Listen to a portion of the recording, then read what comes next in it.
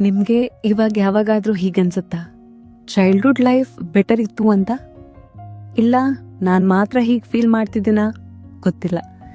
Childhood memories ಅಂದ್ಕೂಡ್ಲೆ school days, friends ಜೊತೆ ಆಡಿದ ದಿನಗಳು, ಯಾವುದೇ ಜವಾಬ್ದಾರಿಗಳಿಲ್ಲದೆ ಕೇರ್ ಫ್ರೀ ಆಗಿದ್ದ ದಿನಗಳು, ಇದೆಲ್ಲ ನೆನಪಿಗೆ ಬರುತ್ತೆ ಅಲ್ವಾ?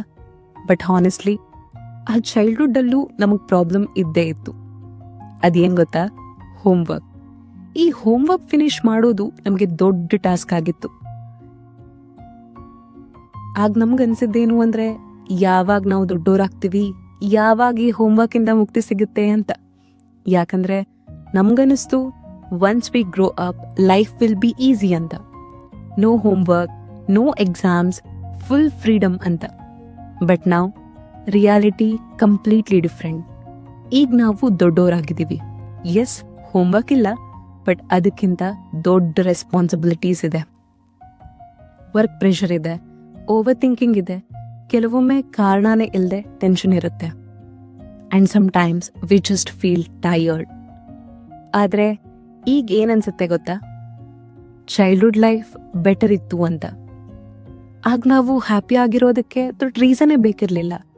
ಸಣ್ಣ ಸಣ್ಣ ವಿಷಯಗಳಲ್ಲೇ ಸಂತೋಷ ಸಿಗ್ತಿತ್ತು. ಬಟ್ ನಾವು everything feels complicated. Life easy ಆಗಿಲ್ಲ, ಜಸ್ಟ್ ಡಿಫ್ರೆಂಟ್ ಆಗಿದೆ. ಮೇ ಬಿ ನಾವು ದೊಡ್ಡವರಾಗೋಕೆ ತುಂಬ ಹರಿ ಮಾಡಿದ್ವಿ. That we didn't really enjoy being children. ಇನ್ನೊಂದು ಚಾನ್ಸ್ ಸಿಕ್ಕಿದ್ರೆ ಮತ್ತೆ ಮಗು ಆಗಬೇಕು ಅನ್ಸುತ್ತೆ. 100% ಅನ್ಸುತ್ತೆ. But life always moves forward ಅಲ್ವಾ? ನಾವು ಮತ್ತೆ ಮಗು ಆಗೋಕ್ಕಾಗಲ್ಲ, ಬಟ್ ಮಗು ಆಗಿದ್ದಾಗ ಫೀಲ್ ಮಾಡ್ತಿದ್ವಲ್ವಾ, ಅದನ್ನ ನಾವು ಈಗಲೂ ಫೀಲ್ ಮಾಡ್ಬೋದು. ಅದು ಹೇಗೆ ಅಂತೀರಾ? ಸಣ್ಣ ಸಣ್ಣ ಮೊಮೆಂಟ್ಸ್ನಲ್ಲೂ ಖುಷಿ ಪಡೋದು. ಆದರೆ ನಾವು ಎಷ್ಟು ಬ್ಯುಸಿ ಆಗಿದ್ದೀವಿ ಅಂದರೆ ಹ್ಯಾಪಿ ಆಗೋದು ಹೇಗೆ ಅನ್ನೋದನ್ನೇ ಮರ್ತಿದ್ದೀವಿ.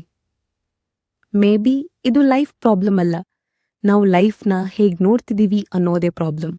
ಆದ್ದರಿಂದ ನಾವು ಮತ್ತೆ ಸಣ್ಣ ಸಣ್ಣ ವಿಚಾರಗಳಲ್ಲೂ ಖುಷಿ ಹುಡ್ಕೋಕೆ ಟ್ರೈ ಮಾಡೋಣ ಅಲ್ವಾ?